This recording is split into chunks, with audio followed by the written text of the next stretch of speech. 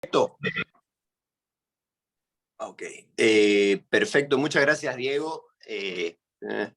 Muchas gracias por la invitación. La verdad que yo encantado de estar acá y poder compartir mi experiencia con ustedes. En algún momento me tocó estar del otro lado, así que bueno, para mí, y yo también asistiendo a este tipo de iniciativas, así que feliz, seguro que la voy a pasar muy bien. Cuando me contactaron, estuvimos haciendo, estuvimos viendo en dónde podía encajar mejor y concordamos en que lo mejor iba a ser banca y finanzas, pese a que, como van a poder ver en la presentación, yo tengo un poco de todo: finanzas, economía, banca multilateral, y eso es lo que les quiero contar hoy día. Va a ser una presentación bastante corta, tengo 6 secciones, está la agenda del día. Vamos a partir un poco para mi hoja de vida. Bueno, para los que no saben, yo soy boliviano. Ahora vamos a entrar a más detalles de mi hoja de vida. Descripción de la industria, como segundo punto. Tercer punto, banca y finanzas, relación con Chile. Ahí yo le hubiese añadido banca, finanzas, economía y banca multilateral, pero bueno, ahí vamos a ir avanzando. Las habilidades blandas y técnicas necesarias para esta industria. Y mi diapositiva preferida, que es las recomendaciones que le tengo para su carrera el día de hoy. Y nada, he tratado de seguir un poco el esquema, el índice que me pasaron del centro de alumnos. Un poco de mi hoja de vida para que vamos haciendo un poco de bonding. Bueno, yo soy, como mencionaba, ingeniero comercial con magíster en economía y políticas públicas. Yo hice mi pregrado en Viña del Mar. Hice, bueno, el 5º año en Santiago. Hice el minor en economía política. No estoy seguro si seguirán habiendo minors, creo que ya no. Fui tesorero de la primera Federación de Estudiantes de Viña del Mar. Para su información, la federación se fundó en el 2013 y yo participé de la primera federación. Fui ayudante de la mayoría de los ramos de economía que había en ese entonces. Así que podrán ver que me gusta mucho la economía, o por lo menos disfrutaba muchísimo del estudio de la economía. De hecho, y vamos a tocar eso más tarde, yo hubiese hecho la mención en economía, pero en Viña del Mar en ese momento no había. No sé si ahora hay. Pero bueno, algunos nombres de los profesores que fui ayudante que entiendo que siguen ahí: Diana Kruger, Matías Bertelón, Fernando Medina, no sé si seguirá, él iba y venía a Santiago, Gonzalo Islas, que sé que no está, que se fue a otra universidad. Graduándome de ingeniero comercial, básicamente, al margen, digamos, fuera de las pasantías, mi primer trabajo fue como analista de finanzas en un banco económico en Bolivia, en Santa Cruz, mi ciudad natal. Ahí estuve netamente en un banco comercial, y llamémosle el sector privado, ¿no?, que es esta parte de acá. Estuve como analista de finanzas durante 2 años. Y ahí vamos a ir empezando a resaltar cosas. Yo salía de un magíster en economía y políticas públicas y mi idea de analista de finanzas. Entonces, un poco no era muy consistente, que digamos, pero bueno, así se me dio. Lo disfruté mi estudio y después disfruté también mi carrera. Luego de Bolivia me vine a Washington, D.C., que actualmente estoy ahora en Washington, D.C. Tenemos la misma hora y yo todavía sigo con Sol. Donde estuve asociado de inversión en BitInvest. BitInvest es el brazo que cubre el sector privado del grupo Bit. Ahora vamos a entrar en más detalle. Estuve casi 3 años cubriendo operaciones en toda Latinoamérica y el Caribe, muy entretenido. Y bueno, hace 1 año que estoy de consejero junior de los representantes de Bolivia, Paraguay y Uruguay en el directorio del Banco Interamericano de Desarrollo.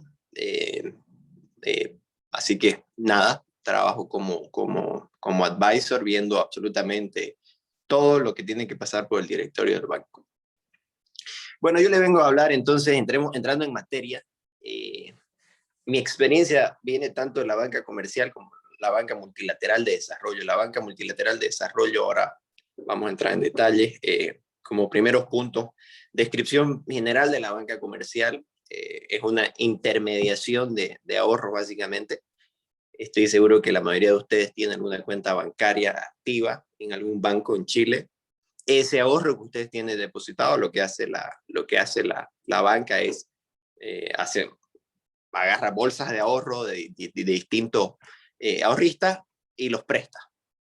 Entonces, muy sencillo el concepto. Entonces, los bancos reciben ahorro y lo canalizan en términos de préstamos y créditos. Hay una fórmula de macro por ahí que el ahorro es igual a la inversión en una economía cerrada. Bueno, por ahí viene la mano. La banca es te oxigena la economía, ¿no? No te crea nada, pero te la oxigena. Me encanta la banca a mí. ¿Quiénes son los accionistas de la banca comercial? ¿Quiénes son los dueños de inversionistas particulares? Ustedes podrían ir a la bolsa, comprar acciones, puede ser desde un particular hasta una ONG, qué sé yo. ¿Quiénes son los clientes de la banca comercial? Tanto como personas naturales como ustedes, que el día de mañana se van a querer comprar una casa o algo, se sacan sus personas naturales y les pueden prestar dinero, pero también personas jurídicas, y vienen a ser empresas de todo tamaño, desde pequeñas, medianas, grandes y grandes corporaciones. Entonces, lo que hace la banca comercial es intermediar ahorros en estos dos grandes grupos, captando recursos de estos clientes y colocándolos en los mismos clientes. Y básicamente lo que hace la banca, ¿cómo gana plata? Capto a cierta tasa y la coloco, capto a cierta tasa X y la coloco a cierta tasa X más un T. Entonces, el T es el margen financiero y así es como genera plata la banca. ¿Qué más les puedo decir de eso? Y nada, sí, ese es el negocio de intermediación. Al final, y cómo se ha reflejado en las industrias del sector real, básicamente ustedes tienen bienes y servicios y tienen precios. En la banca, el precio, al final tu inventario es la plata, la liquidez, y el precio de la plata es la tasa de interés. Finalmente, ¿cuál es el objetivo final de la banca comercial? Maximizar el valor de la empresa, ¿no? Para que así se pueda capitalizar, para que así se pueda hacer más grande, etcétera, y al final maximizar el dividendo ¿de quién? De los accionistas. O sea, un inversionista común y corriente lo que quiere es el mayor retorno posible de su inversión. Por el otro lado, que es donde actualmente tenemos la banca multilateral de desarrollo, muy parecido en el sentido de que capta dinero o ahorros de cierta parte y los coloca. Y básicamente aquí los prestatarios, empiezan a haber ciertos matices, pero la diferencia es que, bueno, directo hablando de los clientes pueden ser países, ¿no? Personas jurídicas, generalmente solamente empresas muy grandes, ¿no? Corporaciones, y va entre corporaciones y gobiernos nacionales, llamémosle. ¿Quiénes son los accionistas, a diferencia de la banca comercial? Son los mismos países. O sea, son como cooperativas, la banca multilateral son como cooperativas. Los países se ponen de acuerdo, hacen contribuciones, algunos lugares se llama donaciones, y así es que forman el capital de un banco multilateral de desarrollo. Aquí está la gran diferencia. ¿Cuál es el objetivo final de de un banco multilateral de desarrollo? Lo que un banco multilateral de desarrollo busca es maximizar el impacto en el desarrollo de sus países prestatarios, y entiéndase desarrollo en el sentido amplio de la palabra. No necesariamente buscamos hacer plata por hacer plata, sino que queremos ver que nuestros países, los que los estamos prestando, tengan un desarrollo económico, tengan un mayor PIB per cápita, tengan mejores sistemas de salud, tengan mejores sistemas de educación, tengan cuentas fiscales mejor saneadas, tengan mejor infraestructura, etcétera, etcétera. ¿Y dónde queda el aspecto de rentabilidad? Bueno, lo que nosotros decimos en la Banca Multilateral de Desarrollo, nosotros decimos es, queremos maximizar el impacto del desarrollo siempre y cuando seamos sostenibles. Tampoco la Banca Multilateral de Desarrollo te va a prestar plata por prestar, sino que siempre también se cuida que hay un grado de sostenibilidad financiera, ¿no? Un poco de ejemplos. Un poco de ahí quise poner un poco de gráficas, banca comercial como bien conocen en Chile, Banco de Chile, Santander BCI, Estados Unidos, Bank of America, JP Morgan, Citibank, todos hacen lo mismo, captan ahorro del público, ¿no? En distintas formas, ya sea un depósito a la vista, cuenta RUT, cuenta corriente, un depósito a plazo fijo, y lo colocan en crédito, ya sea una tarjeta de crédito, ya sea un préstamo hipotecario, ya sea capital de inversión para una empresa, ya sea fondeo de capital de trabajo de una empresa, pero hacen exactamente lo mismo. Y un poco la banca multilateral de desarrollo, bueno, los nombres más conocidos, el BID, donde yo estoy, Banco Mundial, CAF, ahí puse un logo que encontré rápido cuando googleé Banco Multilateral de Desarrollo, pero es el Banco Africano de Desarrollo. Y así tenemos el Banco de Desarrollo del Caribe, tenemos el Banco Asiático de Desarrollo, tenemos el Banco Europeo de Inversiones, y tenemos una serie de multilaterales en un universo mucho más pequeño, que, bueno, están distribuidos en el mundo, ¿no? Si tienen cualquier pregunta, me paran nomás. Relación con Chile. Siguiendo un poco el esquema que me pasaron del centro de alumnos, la banca comercial, en pocas palabras, la banca comercial internacional opera en Chile. Al final todo está conectado a través de las plataformas de pago mundiales.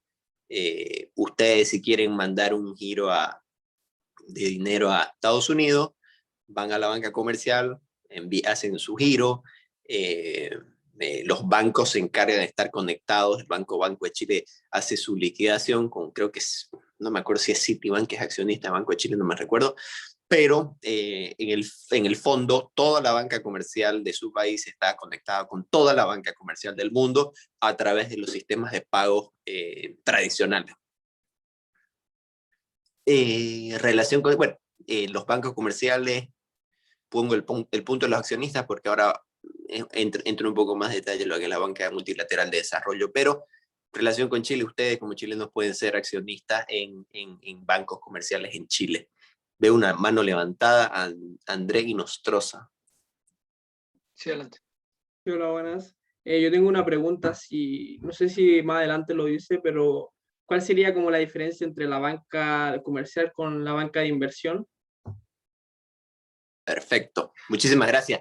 Muy buena pregunta. La verdad que es algo que no quise meter en mi presentación. Uno, porque yo no he trabajado en banca inversión como tal, pero sí he trabajado en banca inversión como contraparte. Y me puse a pensar justamente en esa pregunta. ¿Y cómo te lo resumo? La banca de inversión al final es un peldaño más de sofisticación de la banca comercial. ¿A qué me refiero?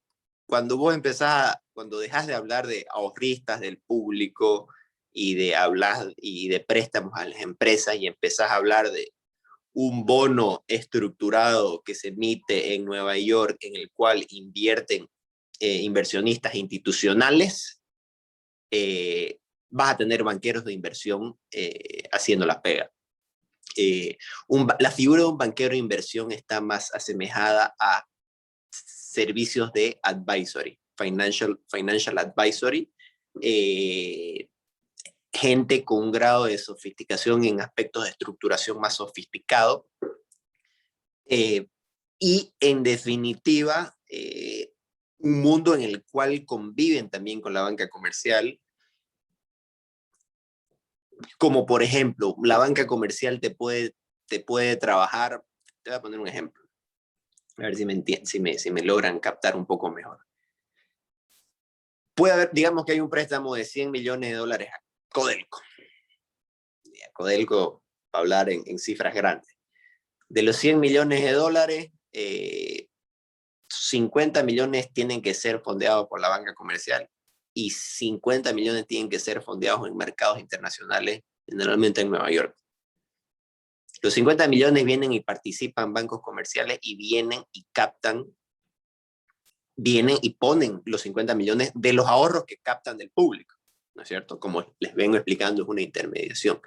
Los 50 millones que se colocan en Nueva York Codelco tiene que reunirse con clásicos banqueros de inversión. El banquero de inversión va a venir, va a evaluar la necesidad de los 50 millones, va a hacer una estructuración financiera, va a emitir un bono en Nueva York, lo va a colocar, lo va a vender en esos mercados, le va a asesorar en la mejor forma de cómo va a ser la estructura,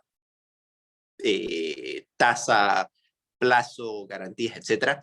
Entonces se convierte en un grado un poco, como te digo, un poquito más sofisticado, pero el banquero de inversión como tal no es el que va a comprar, no es el que va a invertir los 50 millones. El banquero de inversión lo que va a hacer, va a ir y va a buscar en los mercados y va a vender ese papel por 50 millones de dólares. Y como te digo, al final conviven. Yo en mi trabajo en Beer Invest me ha tocado como banco multilateral de desarrollo trabajar con banca de inversión. No sé si te queda un poco más claro, André Nostroza.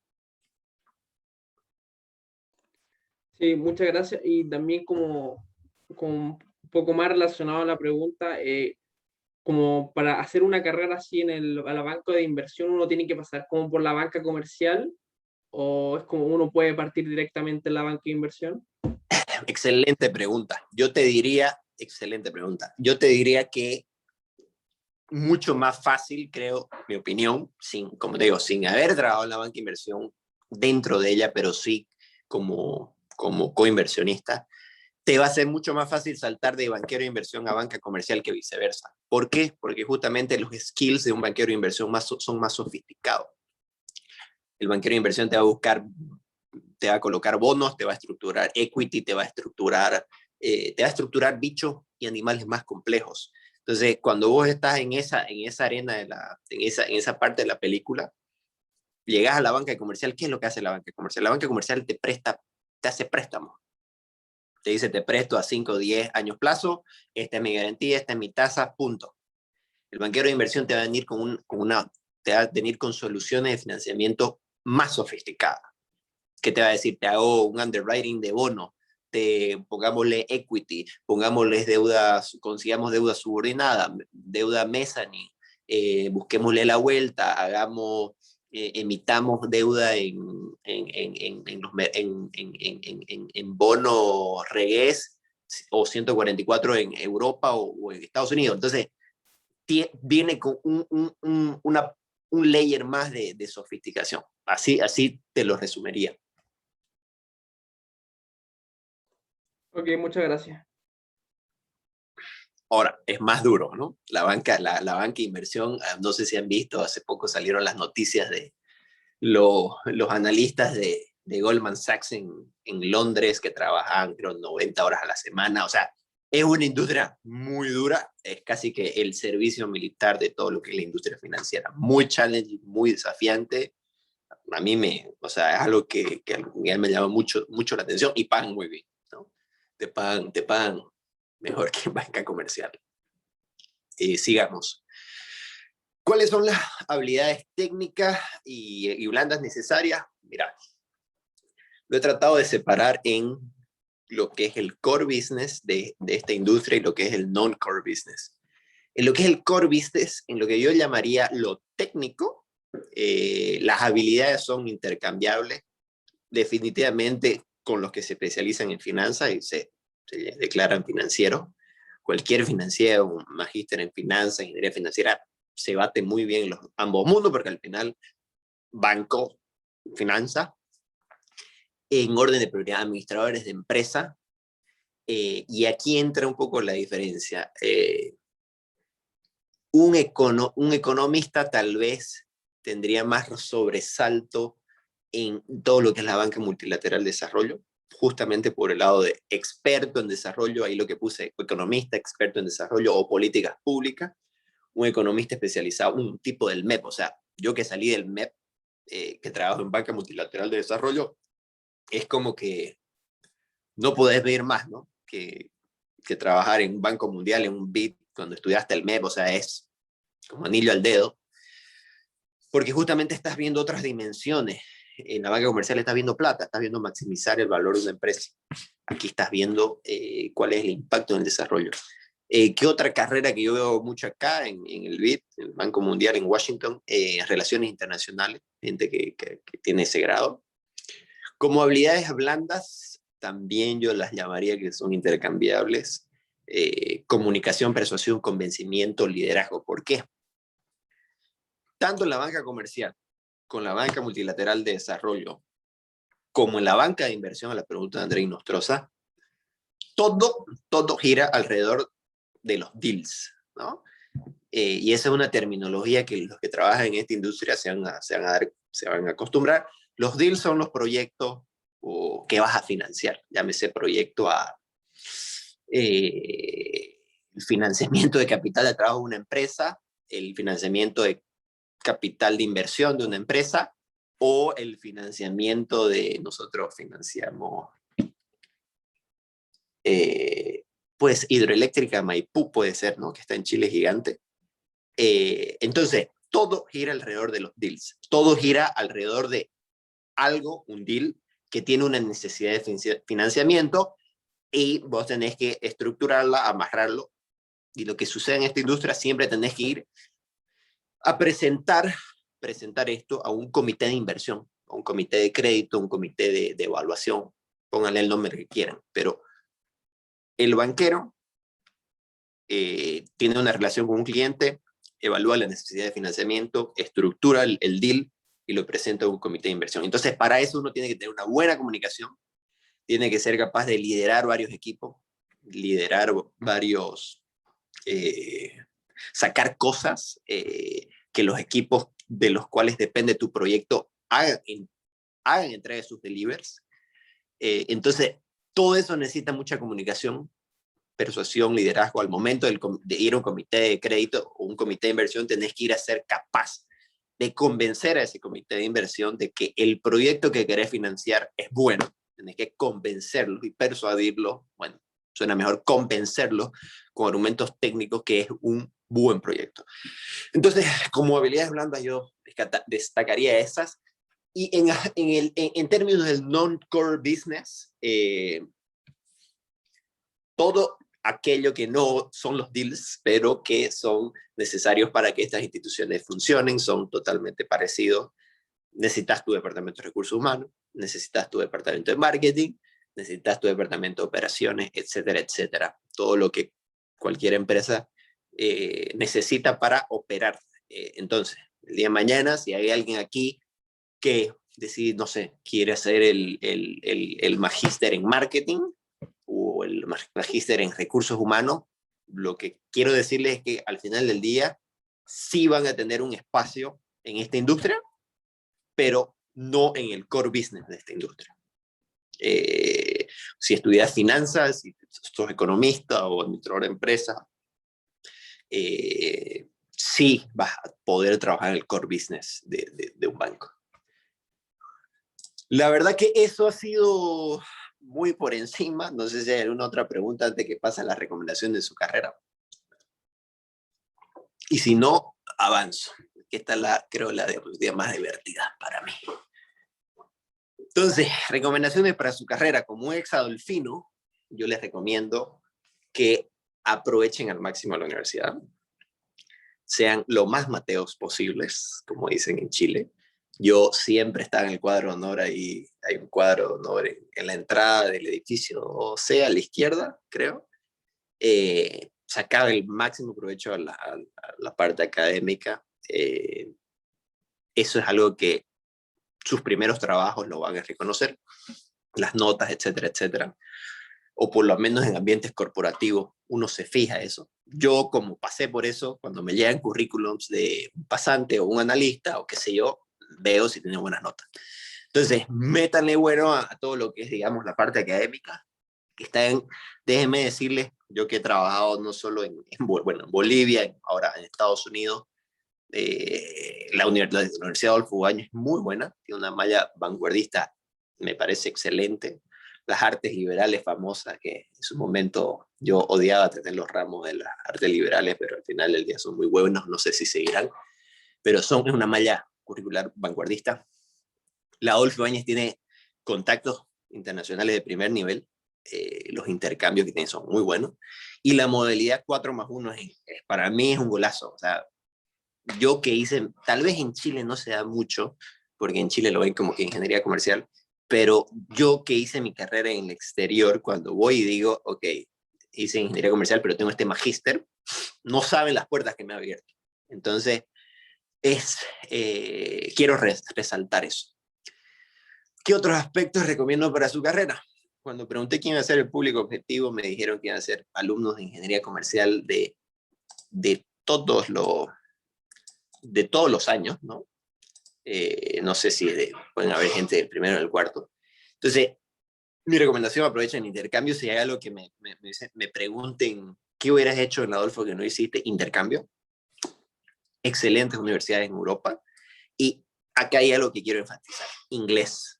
O sea, está bien que si el día de hoy no saben derivar y maximizar la función de Lagrange de microeconomía, fine, no pasa nada. Pero inglés, o sea, es muy importante, ¿ok? Es algo que a mí me ha tocado, y la Adolfo no es una universidad que particularmente sea buena para no salir hablando inglés. Entonces, ese es un segundo advice. Tercer punto, cómo definir próximos pasos. Miren, la Adolfo es dentro de toda la malla vanguardista que implique, que representa. Bueno, te ponía un minor, te ponía un magíster, te ponía muchas opciones, ¿no? Y hay veces que uno va avanzando en la carrera y dice, bueno, ¿qué decido ahora? Déjeme decirles que ese ¿qué decido ahora? Se presenta siempre. O sea, cuando vas a escoger tu magíster, cuando vas a escoger tu primer trabajo, cuando estás trabajando y te hacen otra oferta, mi punto es, siempre tiene que tomar alguna decisión. Yo obviamente voy a enfocar acá en la decisión que tiene que tomar próximamente, que es el magíster. Pero ¿cuál es mi recomendación? En organización industrial, que ahora creo no se llama organización industrial, se llama micro 2, está lo que se llama la inducción hacia atrás. La inducción hacia atrás te dice que vos tenés que tratar de proyectarte, no sé, 5 o 10 años, 15, 20, qué sé yo, y en función a dónde te ves, empezás tomando decisiones hacia atrás y así vas construyendo tu árbol de decisión. Entonces, ¿qué les recomiendo a ustedes? Traten de tomar decisiones pensando dónde se ven, dónde les gustaría verse en los próximos años. Creo que ese es el ejercicio más pertinente o más adecuado que hay que hacer. ¿Cuál es mi anécdota personal? Yo, cuando estaba estudiando el Adolfo, estaba terminando el MEP, me encantaba economía, alucinada con el MEP y todo, y nunca me preguntaba dónde quería trabajar, no tenía muy claro, ¿no? Banca para mí no era ni una opción, ¿no? Simplemente yo iba y disfrutaba del estudio y la pasaba genial y me gustaba y qué sé yo. En algún momento se me empezó a iluminar la idea de los multilaterales y venir a trabajar a Estados Unidos, pero yo era mucho de hacer lo que me gustaba en ese momento. Y como les decía, o sea, yo salí del MEP y mi primer trabajo era analista de finanzas. De que se puede, pero no es lo ideal. La Adolfo te da una oportunidad de especializarte muy fuertemente en quinto año. Tienen que ser inteligentes en tomar esa decisión. ¿Qué digo? ¿Cuál es mi anécdota? Tal vez, si yo me veo hoy por hoy donde estoy, en mi trabajo actual, habiendo pasado mis primeras carreras, tal vez mi mejor decisión hubiera sido haber hecho, no sé, el pregrado en economía y el magíster en finanzas. Tal vez ese hubiera sido el combo ideal para mí, pensando en una inducción hacia atrás, en el Rodrigo de hace 6 años. Pero bueno, las cosas se dieron así, al final he podido, digamos, navegar, he hecho cursos de finanzas en paralelo, entonces uno la cara la va acomodando, ingeniero comercial al final es muy versátil, pero lo ideal es tomar una decisión pensando, haciendo las integrales de tu árbol de decisión. Y magíster, ¿qué magíster elegir? Aquí, digamos, en función de lo que les estoy explicando, mi punto es, ustedes tienen la respuesta, yo no les puedo, Yo no soy un tipo del MEP que va a venir a decirle, ¿sabe que estudie el MEP porque el cuerpo docente es espectacular y porque, no sé, está Andrea Repeto, está Claudio Agustín, qué sé yo, no, yo no les quiero venir a vender eso, yo les quiero venir a vender que ustedes tienen las respuestas, o sea, ustedes son los mejores que se van a poder, digamos, responder eso. Y ahora, y este es mi recomendación. Ahora, si me dicen estoy perdido, no sé, o estoy entre marketing y el MEP, una cosa así muy desvariada, mi recomendación es hagan el Master in International Management. Las comunidades de universidades que hay en ese máster son de primer nivel. Desde HEC París, desde la UCON en Italia, desde LSI en Londres. O sea, ese magíster es buenísimo. De nuevo, inglés. O sea, tu conexión es inestable, me avisan si tengo que repetir algo. Inglés, o sea, ese es un tipo de programa donde ustedes van a afilar el inglés. El mínimo de TOEFL son 100, estudien esa vaina, 6 meses, 1 año, lo que necesiten. Yo he sufrido un montón con el TOEFL, no tienen idea. Pero al final, no sé, la última vez que lo di ya viviendo acá viejo, 2 años en Estados Unidos, me saqué 109, pero mi punto es, se puede, métanle ganas y sáquense eso encima para poder de nuevo seguir mi recomendación si están completamente perdidos. Después hay un tema en el Mastering, parezco vendiéndolo el Master International Management, pero me parece un producto increíble que tiene el Adolfo Ibáñez. Lo digo como adolfino y como alguien que está trabajando en Estados Unidos. Es un programa que te termina en diciembre y vos tenés que empezar en septiembre. Eso quiere decir que vos tenés 9 meses que no estás haciendo nada. Déjenme decirles que ese 9 meses el impacto es insignificante porque van a estar empezando su carrera recién graduados y lo que pueden hacer ahí es trabajar y ahorrar. El día de mañana, cuando busquen trabajo como, como ingeniero comercial del Adolfo, con más de 6 meses de experiencia laboral, digamos, llamémosle que una pasantía por último que sea relevante, con una experiencia en el exterior y con el sello de universidades del calibre del SEMS, créanme que esas cosas sí que son de valor agregado. Y sobre todo porque lo que estaba pensando es que es un máster que ese sí, tal vez en Chile mismo te puede dar más diferenciación. Porque ya suena, ya en tu currículum no pones ingeniero comercial, magíster en finanzas, Adolfo Ibáñez, o sea, es ingeniero comercial, máster en International Management, fuiste a Bocconi, LSI y Adolfo Ibáñez. Entonces, para las personas que se conectaron a este seminario que dijeron, voy a escuchar qué dice este, nunca me veo en finanzas, bueno, ahí está mi recomendación, si está muy perdido, esa sería mi recomendación. Y por lo demás, creo que esas son las cosas que yo les daría como exalumno y con 6 meses, 6 años ya de experiencia para afuera de Chile. Q&As, si tiene una en particular. Sí, aprovecho yo mismo de hacerte una pregunta, Rodrigo, que lo he estado pensando hace rato. Bueno, primero que todo, fantástica la presentación, muchas gracias por venir.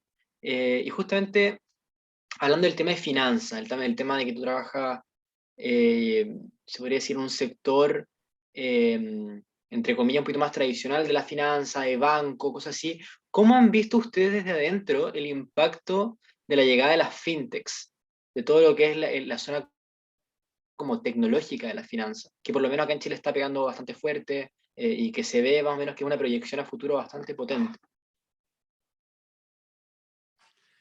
Sí, esa es una excelente pregunta. Nosotros en el BIT tenemos un brazo, tenés el BIT, yo trabajé en el BIT Invest, y tenés un bracito chiquitito que se llama BIT Lab, que literalmente le llaman el laboratorio de innovación del BIT, y financiamos todo este tipo de proyectos. Definitivamente las fintech son una nueva, han llegado para quedarse, es una nueva tendencia, son tendencias disruptivas que traen consigo muchas eficiencias de mercado, te corrigen asimetrías de información, etc. Entonces vienen para quedarse, es una realidad. Nos ha tocado financiar a varias fintechs ya en Latinoamérica. Y al final del día, yo te diría que son disruptivas, sí, pero al final también son complementarias. Son innovaciones, iniciativas, proyectos o empresas que al final conviven mucho con los canales tradicionales, ¿no? Ahora, y por la naturaleza misma de las fintechs, que son, cuando van naciendo, son lo que se llama capital de riesgo, no necesariamente una industria donde los inversionistas estén poniendo plata a ojos seguros, porque muchas de ellas abren y quiebran, ¿no es cierto?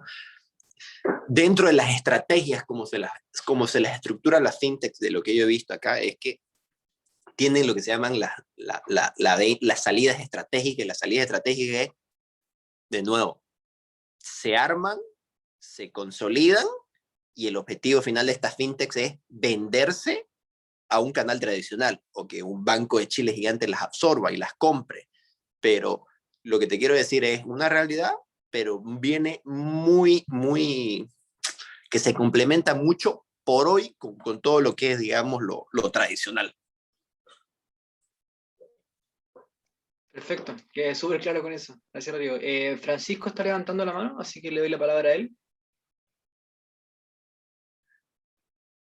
Ahí sí, ¿se escucha? Sí. Ya. Lo que pasa es que, bueno, la presentación estuvo muy buena y entendí todo lo de necesitado, pero entendí gran parte de la finanza y lo interesante que era.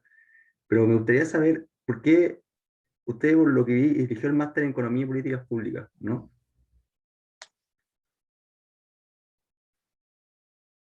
¿Se ha escuchado? Sí, no, sí. Por lo que tengo entendido, Rodrigo eligió el magíster en economía y políticas públicas, ¿no? Rodrigo. Sí, ¿podés repetir tu pregunta? Se me cortó un poco, ya bajé un dispositivo, me quedo con uno nomás para la conexión. Contame de nuevo la pregunta. Sí, lo que pasa es que, claro, entendí bien lo de las finanzas y eso, pero me gustaría saber por qué eligió usted el máster en Economías Públicas, en Economía y Políticas Públicas, porque igual me llama la atención. O sea, he visto el folleto y la malla y igual lo encuentro interesante. ¿Y qué es lo que se dedica exactamente? Si, porque usted se dedica a las finanzas, no al área que usted hizo el magíster, me refiero. Pero si yo estudiara ese magíster, ¿en qué me dedicaría exactamente? Exactamente. No, esa es una excelente pregunta. A ver, mira, ¿por qué escogí el MEP? Yo el MEP lo escogí porque en ese entonces no estaba el magíster en economía solo. O sea, simplemente por esa razón. O sea, si hubiera habido el magíster en economía solo, lo hubiera escogido ese magíster. Pero no había, y lo único que había era la política pública. ¿Y por qué hubiese escogido el magíster en economía solo? Porque a mí me encantaba la economía. O sea, era estudiarlo, era lo que más me gustaba. Era ayudante de todos los ramos de economía, me iba súper bien, disfrutaba el estudio, etcétera, etcétera. Y de nuevo, o sea, fue por eso que escogí el MEP, porque no había otra cosa más. Y como estaba explicando en mi presentación, yo tomé una decisión sin hacer una inducción hacia atrás, o sea, sin decir, yo me veo haciendo esto en los próximos 10 años. Lo escogí simplemente porque me gustaba. Cuando vos estás estudiando economía, hay veces que te gusta tanto que empezás a pensar hasta en un doctorado, qué sé yo. Pero bueno, esa fue mi experiencia en particular. Y tu pregunta también un poco por el lado del MEP, ¿no? El MEP es un programa que definitivamente te enfoca a lo que es el sector, yo te diría sector público, no te descarta el sector privado para nada. Mira, a mí yo trabajé en el sector privado y, como te digo, no es lo ideal, no es lo consistente, pero no es que te cierran. Al final del día sos ingeniero comercial, no tenés experiencia y es lo que es. Pero sí es algo que te lleva más a lo público, o banca multilateral de desarrollo, te queda ideal. No sé si te responde tu pregunta. Sí, le responde. Entiendo, entonces también abarca, porque dice políticas públicas, pero también abarcaría como el área privada. Como te digo, no. En realidad, a ver, la lectura que yo tengo hoy en día, si te tengo que dar un comentario así, es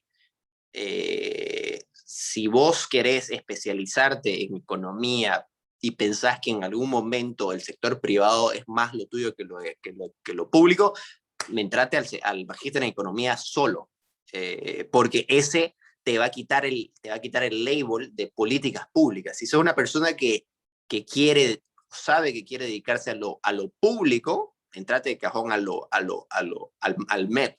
Por eso te digo importante la inducción hacia atrás. Yo me acuerdo cuando estaba buscando trabajo, y de repente estaba buscando trabajo en el sector financiero, un tipo vio en mi currículum y me dijo, ¿qué haces buscando trabajo en el sector financiero si vos tenés magíster en economía y políticas públicas? Tal vez si hubiera dicho solo economía, hubiera sido distinta la percepción. Entonces, respuesta corta a tu pregunta, si te ves en el sector público, MEP. Si no sabes, economía, y si te ves en el sector privado, economía. Ya, qué buena aclaración, porque ahí tenía como la duda. Ya. Totalmente. Eso era, muchas gracias. Perfecto. Perfecto, ahora le doy la palabra a Andrés.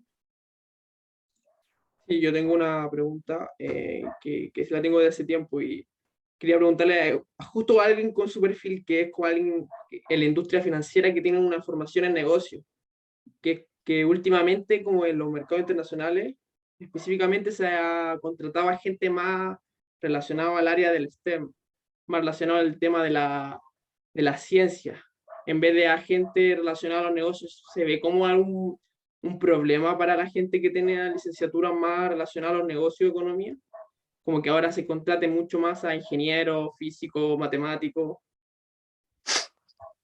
Sí, buena pregunta. Me gustan las preguntas de Andrés, son bastante buenas. Creo que le gusta bastante la industria. Me parece una pregunta muy buena. ¿Cómo te la respondo? No sé, cuando uno está en la universidad, lo típico que escucha es este brother que estudió física, hizo su doctorado en física y terminó trabajando en Wall Street, porque se imaginan un gallo que está metido haciendo, no sé, unas cosas de programación, modelos que te predicen el futuro, el comportamiento de los commodities, qué sé yo. No, como te mostraba en mi presentación, el core business, en el core business de la banca, vos tenés deals, ¿no? Y tenés que prestar plata y todo funciona en cómo haces tu deal. Y para eso, las personas que trabajan en banca tienen que ser personas muy equilibradas en todo. Tenés que, sí, te estoy hablando de los buenos, tenés que ser bueno en finanzas, tenés que tener una noción de economía, pero tenés que tener muchas relaciones, tenés que tener muchas habilidades blandas, porque tenés que ser capaz de llegar a un comité de inversión y llegar a convencer. Entonces, tiene mucho de tener de todo un poco. Por eso la figura del STEM, del físico, para mí, yo en mi experiencia he visto pocos que estén metidos en el core business de esta industria. Al final es una industria gigantesca y tenés espacio para todos. Y dentro de la banca tenés todo lo que se llama la gestión de riesgos, donde ahí sí tenés definitivamente un espacio para este tipo de perfil más, digamos, de corte STEM. Pero de nuevo, el core business son los deals, y el que va y habla con un cliente y que después va a un comité de inversión, yo no he visto mucho de este perfil científico. Tenés que ser el que va y presenta en los comités es un tipo que tiene maderas comerciales y maderas técnicas. Yo me acuerdo, un colega, un jefe mío me decía que tenía un jefe en su tiempo que el brother no sabía que era EBITDA. Era un súper banquero y le dijo a su analista, ¿qué es esto de EBITDA? ¿Qué es? Y el analista, mi jefe, no sabía si reírse o qué. Pero lo que te quiero decir es que senior bankers, vos puedes ser un senior banker y no tener habilidades, bueno, lo que te digo, un caso extremo, ¿no? Pero si sos un tipo que la sabe vender, si se ubica, o sea, si tenés buena labia y tenés noción de cómo funcionan las cosas, también te puede ir bien. Pero de nuevo, si Codelco tiene que emitir 100 millones de dólares en Nueva York, no creo que llegue un físico con su modelo de predicción de los commodities. No, JP Morgan, Citibank cualquier banquero de inversión te va a mandar al tipo que sabe vender, al tipo que se va a juntar con el CEO de Codelco, con el presidente del Codelco, y lo va a convencer que la estrategia de colocación es en Luxemburgo en lugar de Nueva York, porque las tasas en Europa están más bajas. Y todo ese cálculo lo va a hacer capaz el físico que vos te estás imaginando. Pero el que va y lidera el deal y cierra el negocio con el presidente de Codelco, tal vez no va a ser un perfil tipo científico, ¿no? Sino un tipo banquero, y entiéndase banquero, alguien que te tiene de todas las maderas. Ok, muchas gracias.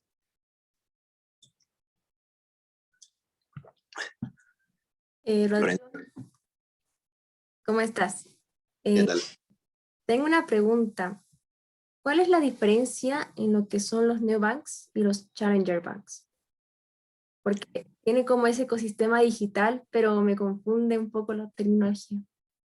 Sinceramente, primera vez que escucho New Banks y Challenger Banks. Te soy sincero, no había escuchado. Había escuchado, no sé, fintech, había escuchado banco digital, Claro. ¿no? Pero no sé a qué te referís. Si querés darme un ejemplo. O sea, neobank sería lo que es fintech y challenger banks es como que entiendo que se necesita como una licencia del Banco Central, pero como que me quedo corta en ese concepto. Mira, te lo voy a responder desde la parte de la práctica. Ya. Y te lo voy a responder con un punto que tocaste muy importante, que es lo que es la licencia de lo que llamaste el Banco Central. Cuando les mostré mi presentación, la primera diapositiva era que hace un banco intermediar ahorros. Entonces, la piedra fundamental de un banco es ir a la superintendencia financiera de valores y seguros y conseguir lo que se llama la licencia de captación de ahorros, que es un permiso que te da digamos, la superintendencia de tu país, que te permite levantar ahorros del público. Y ahí es donde viene la gran responsabilidad de ser un banco, porque vas a empezar a hacer negocios con el ahorro del público de tu país. Entonces, ahí viene el carácter de suma relevancia. ¿Qué es lo que yo he visto en la práctica? Lo que yo he visto en la práctica es bancos digitales que, siendo digitales, literalmente el banco se llama, bueno, no me acuerdo, era un banco en México, literalmente no tiene agencias, o sea, vos no podés ir a la esquina de tu casa a abrir tu cuenta, o sea, todo lo haces digital. Y es un banco que sí tiene una licencia de funcionamiento y puede captar recursos públicos. Entonces, definitivamente he visto de eso, y es como te digo, después te paso el nombre, es un banco en México que le está yendo muy bien. Y otra cosa que he visto es empresas que son empresas que se venden como financieras, fintechs, que no captan ahorros del público y no tienen la licencia que te digo. Hay una empresa que financiamos el otro día que está ubicada en San Francisco y te financiaba a agricultores en toda Latinoamérica, ¿no? Entonces, digamos, hacían cosechas de soya, entonces le daban plata para que vaya y coseche su soya, y al final el productor, cuando entregaba la soya, hacía sus descuentos y había una tasa de interés implícita. Pero de nuevo, era una fintech que no te captaba recursos del público. Entonces, tenía un negocio financiero del tipo bancario, porque al fondo hacía un préstamo a cierta tasa de interés, pero no te captaba ahorro del público. Entre estos dos ejemplos que te doy, y como decía yo en la presentación, al final son, digamos, empresas que se terminan complementando con los canales tradicionales, ¿no? de la banca. Cuando uno ve las propuestas de inversión que te presentan, siempre hay la salida estratégica. Yo como BIT voy a ir a invertir en ella 5 años, me paro 5 años después, ¿por dónde me salgo? Tiene que venir un inversionista estratégico a sacarme. Entonces, nosotros invertimos con el mismo foco, invertimos, nos salimos, y como te digo, son empresas que se ven, que conviven, pero no es que, o sea, no habría mayores diferenciaciones, digamos, no hay algo que te diga. La gran diferencia es, ¿te capta o no ahorros público? Ya, súper. Muchas gracias, Rod. Ahí tenemos otra pregunta de Hassan. Hola Rodrigo, yo tengo una duda de que, ¿qué me recomendarías? O sea, yo quiero tener como este camino en finanzas, pero no sé si en el sector público o privado. Perdón. Okay. ¿Qué me recomendarías como un buen internship para comenzar? ¿Vos no sabés si querés estar en el sector público o privado, pero te gusta lo financiero? Sí. Ok. Eso suena un poco, digamos, ajustado por cierta diferencia al yo de hoy, porque al final lo que he hecho es un poco de finanzas en el sector privado, sector multilateral. ¿Y qué hubiera hecho yo si fuera vos? Lo ideal hubiera sido la ingeniería comercial con mención en economía, pero el magíster en finanzas y mejor si en ingeniería financiera. ¿Por qué? Porque tenés una base de pregrado de economía que siempre la economía te da un baraje de forma de pensar que es aplicable tanto a lo público como a lo privado, pero al final del día, lo que es muy valioso de finanzas es que el día de mañana vos vas a un trabajo y te van a pedir cuál es la rentabilidad de la empresa, cuál es su solvencia, cuál es su apalancamiento, cuáles son sus niveles de liquidez, le prestamos plata, sí o no. Y son ratios, fórmulas súper concretos. O sea, si hay una materia, un ramo en la U que es de súper concreta aplicabilidad en la práctica de finanzas. Como te digo, lo que te enseñan ahí es exactamente lo que vas y haces en tu trabajo con tu Excel, literalmente. Otra de las cosas que no puse en mi presentación, Microsoft Office, 100%, PowerPoint, Excel, dominen eso. Entonces, en cambio, yo nunca en mi trabajo me han pedido, oye, calcular el excedente del consumidor del productor, o cuál es el excedente total del mercado, o nunca me han pedido eso, o sea, jamás. Por eso te digo, la economía te da un baraje y una forma de pensar muy interesante, no sé si decir abstracta, aplicable a lo público, a lo privado, pero al final del día, si hay algo que te da herramientas concretas para tu trabajo, es finanzas.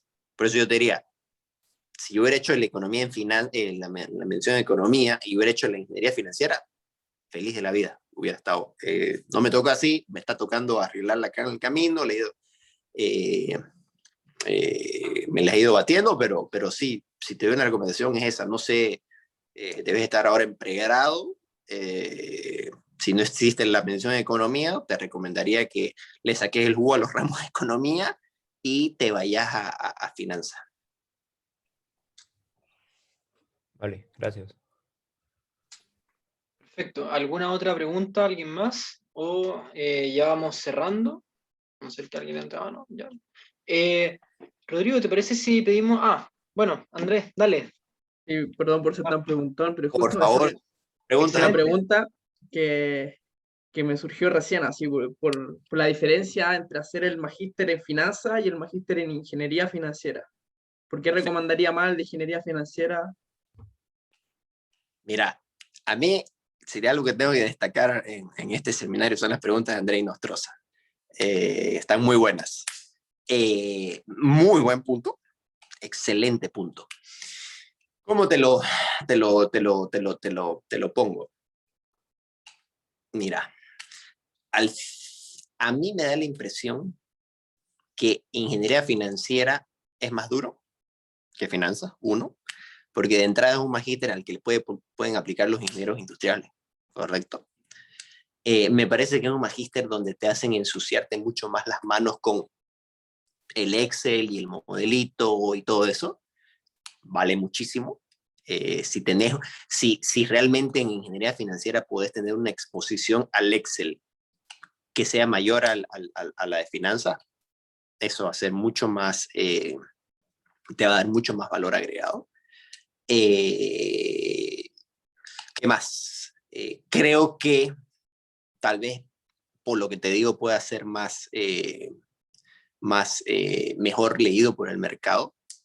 El de finanzas suena como que te gustan las finanzas, pero tampoco te querés estresar mucho y meterte en ingeniería financiera, ¿no es cierto? Entonces, hago nomás finanzas, ¿para qué voy a estar con los ingenieros industriales matándome con los números?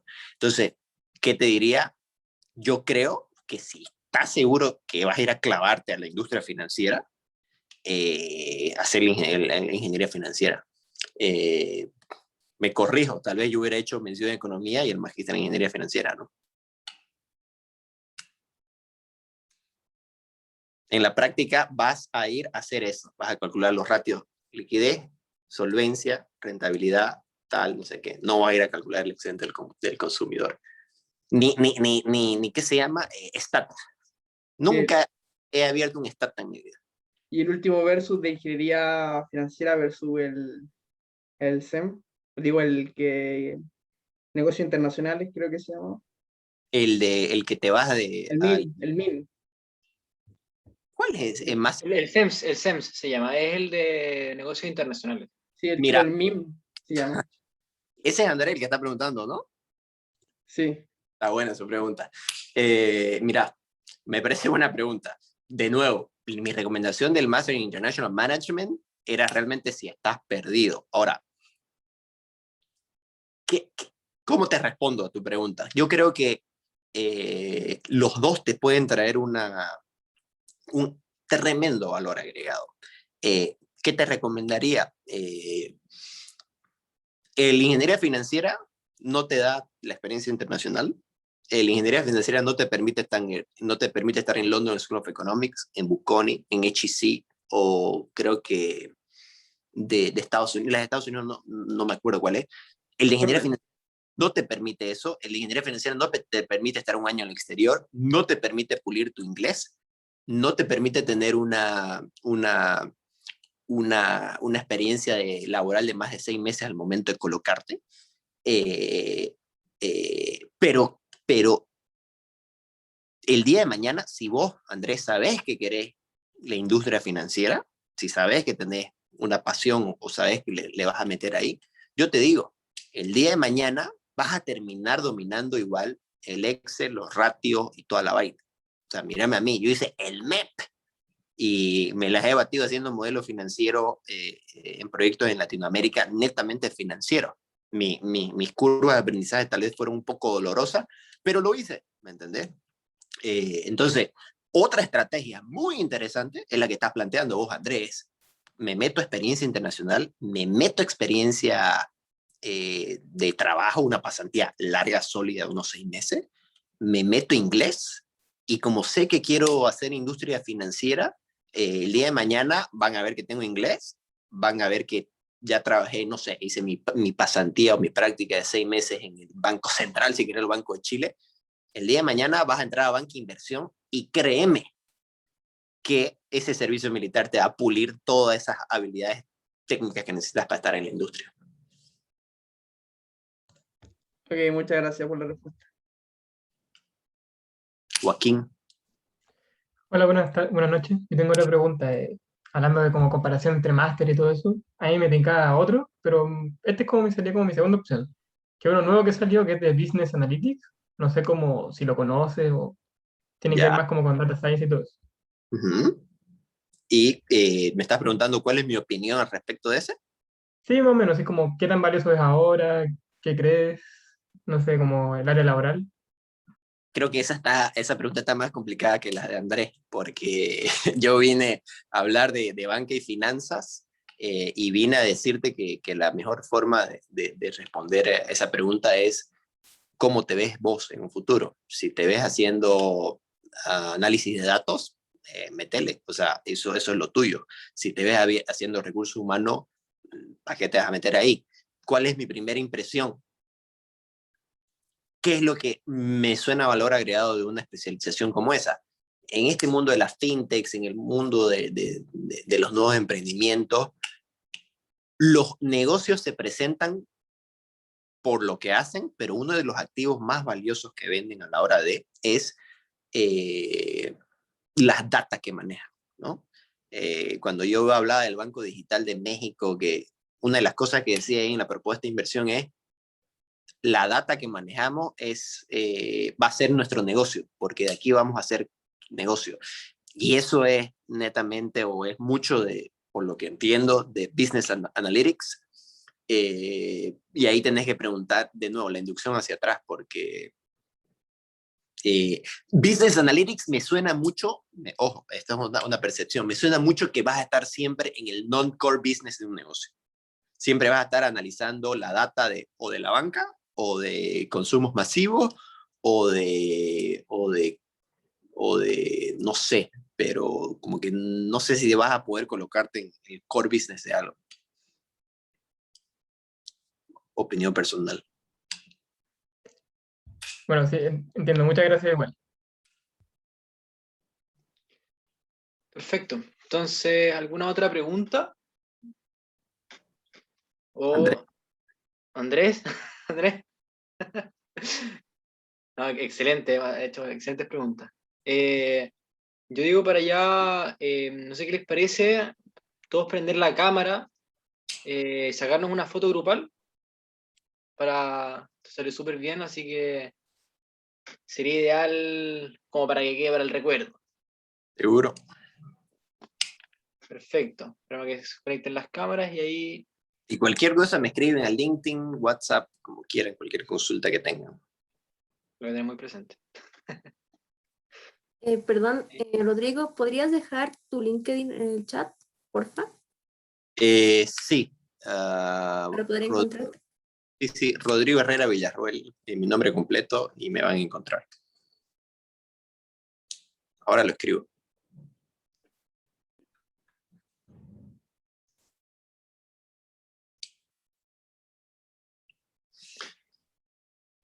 Vale. Por mientras, Flo. Un poco menos de movimiento que los otros magísteres que me contaban, ¿no? Que tenían entre 50 y 60. Hoy día he visto mucho menos participantes. No sé si será por la industria, porque... Parece que había una generación que tenía un control hoy día o algo por el estilo. Entonces, bueno. un poco por eso. Sí, un poco de todo. Hay cosas que nosotros no podemos controlar. Sí, Controles a las 7:30 de la tarde era lo peor del mundo, ¿no? Sí. claro. Bueno, Después uno lo único que quiere es desconectarse. sí, no, más bien gracias a todos por asistir, también Rodrigo por mostrarnos una perspectiva de vos como ingeniero comercial del Adolfo, alguien que ya tiene experiencia, trayectoria y que también nos puede inspirar para ver qué queremos para nuestro futuro, ¿no? Muchas gracias. Muchas gracias a ustedes. Perfecto. Ahora sí, la foto. Eso mismo, la Ya. foto. 1, 2. Súper. Perfecto, estamos. Po. Estaríamos entonces. Mil gracias, Rodrigo. Un aplauso por Zoom. Un aplauso virtual. Encantado, lo que necesiten a la orden. Entonces, estaremos viendo y espero que bueno, para los demás también que sigan conectándose a las próximas charlas que vamos a estar haciendo. Entonces lo estaremos esperando. Y nuevamente, gracias, Rodrigo, por estar acá. Perfecto, un gusto, que estén bien. Gustazo. Hasta luego. Chao. Ahora